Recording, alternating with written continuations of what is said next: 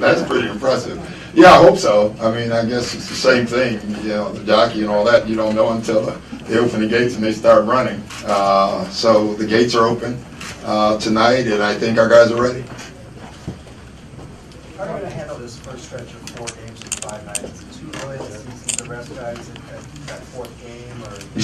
Yeah, it's a little early to be talking about rest. Yeah, I mean, the answer is yes. They're gonna just play. Yeah. You guys have a couple times this season, I think, because the All-Star breaks longer, so you have a couple of 4 and 5s. Is that the trade-off that you like? No. I like the break. I think that's important. I'm glad they did that. That was really smart. Our next step is to try to figure out how to eliminate 4 and 5s. The back-to-backs are bad as well, but you can get through those. The 4 and 5s are brutal. And, you know, it's not the league's fault. It's just not enough calendar and arena availability to do it any other way. So I'm hoping we figure it out, though. Considering what happened last season, especially in Game 5 with Chris Paul, do you think there's some emotional charge in this game? All right. They beat us. I don't think it had anything to do with Game 5. You know, I think Game 6 we had a lead as well. So there should be, you know, but I think because they beat us in the playoffs. I've always thought it's interesting how usually if you win or lose a playoff series, it's the team you start out with in Game 1. I think that's just how it works a lot, you know. What did you learn from the Thunder loss last night? The Thunder won last night. By how much? But they won by a lot, so I don't even know how much we win when we win. But they lost. They played Portland, but they played great in the first half. You know, they were really good. They, you know, to me it looked like they ran out of gas. You know, more than anything, if they could have continued to play the way they played at the beginning of the first half, I think it would have been an interesting game. But it just felt like watching the game. You learn nothing. You know how they're going to play, and they did that. You don't want them to play that well, honestly. And if they do, then you hope what happened last night happens, where they run out of gas, or Westbrook in general. I mean, I thought he was Superman last night. You know, he was pretty sensational. Not having Durant, though, how much does that come into play down the stretch where they don't have that go-to guy? Well, I don't worry about that. You know, really, and I don't think they are either. You know, I don't think players think about it, you know, as much as I think we all would like to believe. You know, he's not there. So why are you thinking about it? You know, and I think Scotty Brooks, I guarantee you, that's how he's coaching their team. And when you're preparing for him, we don't say, okay, now, guys, in the end of the game, Durant's not going to be there. You know? So, you know what I mean? You just go out and play. And they still have a lot of good players on their team, and you have to be ready for it. Doc, as the new season unfolds, generally, how long does it take for a coach to know what he has, or for you to know what he has? I think it's different, and sometimes you think you have something, and then that can fall apart. You know, the season's so long. Like, you could be playing well, and you think, man, we're going to be good, and something can happen. Not even injury, just two personalities can start banging, and the team falls apart. You know, I don't know what happened in Indiana last year, but that's an example how well they were playing. You know, and they didn't really have an injury. All of a sudden, their team changed, and no one could figure it out. That happens. That happens a lot, and it happens the other way.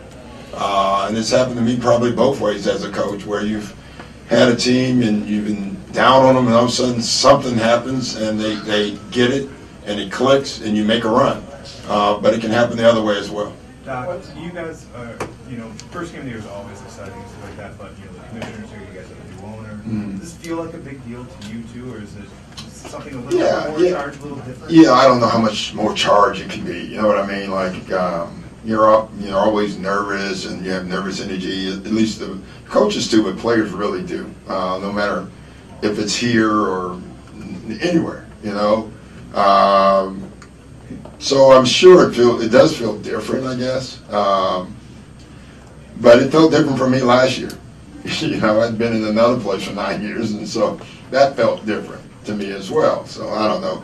Opening nights are great to get to, I always say, and then to get through.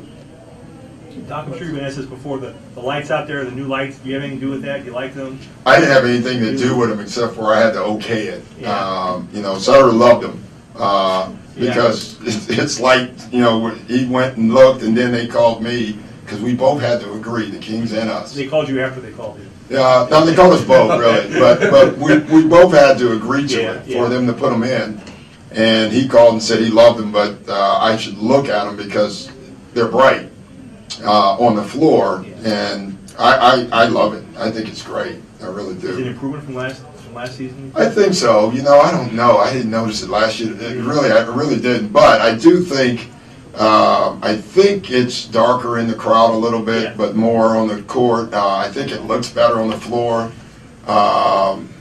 You know, when they made me drive to the arena in the middle of the summer, and I'm like, what the hell? I gotta go look at lights. And I actually told Kevin Easter, can you just go look at the lights? He said, no, I think you really need to do this. And so I did it, and I'm standing in the middle of a floor looking, doing like I'm shooting a jump shot. And I said, yeah, it looks great. So, it was not a jump shot, it was a set shot. Let me correct that. Did you get the pep talk from Bowman already today? No, he just came in, he was really relaxed. Yeah, well, there's a difference. He was bomber relaxed. You know. But he was great. Is there a timeline on Big Baby Talk?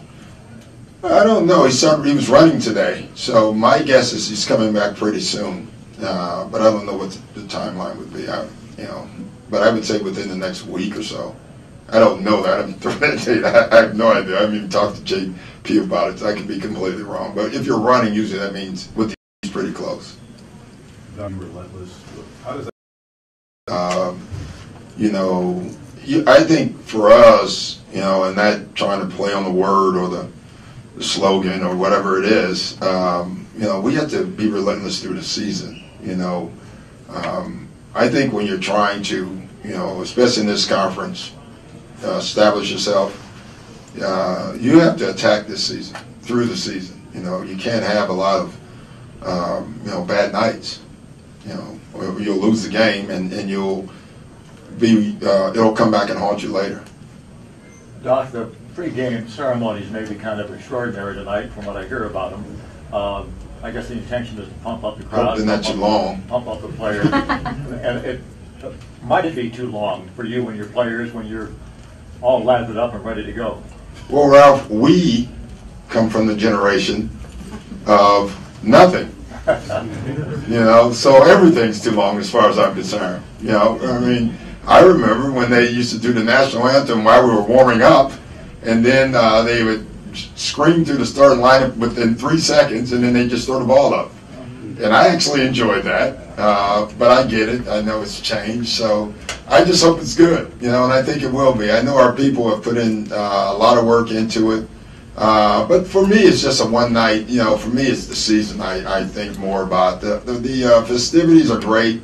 I do think we're in a city where entertainment's important, and we should do a good job there, and I think we will. Doc, how important was it for you as a player to be a starter? How did that experience kind of affect how you handle guys starting or sitting? Or how?